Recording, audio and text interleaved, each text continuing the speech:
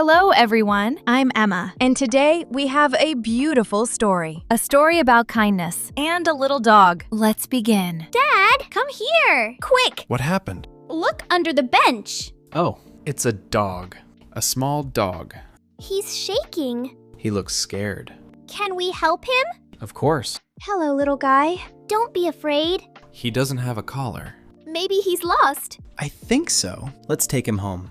Who is this? We found him in the park. Oh, he's adorable. We think he's lost. Then we should help him. Can he stay tonight? Just for now, until we find his family. Yay! Here is some water. Good idea. And some food. He's hungry. Very hungry.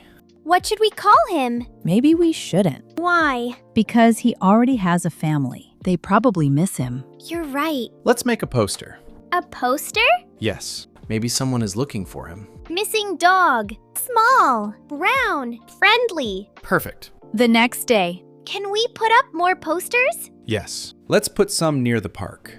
I hope we find his family. Me too. Excuse me. Is this the dog from the poster? Yes. Do you know him? I think so. My neighbor lost her dog 3 days ago. Really? Yes. She has been very worried. Later that afternoon, Max! Max! Look! He's running! an old woman starts crying. Max, my sweet Max, I found you. That's his owner. Yes. It is. Thank you so much. I searched everywhere. We were happy to help. Most people walk past him, but you stopped. You cared. I miss Max. Me too. I wanted him to stay. I know. But he belongs with his family. They were happy to see him. Very happy. Dad, Yes? helping someone feels really good. That's because kindness matters. Even small kindness. A scared dog, one small decision, and one happy family.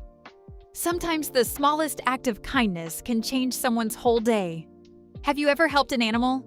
Tell us in the comments below.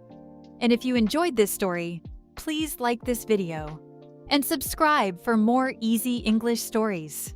Thank you for learning with us. See you in the next story. Bye!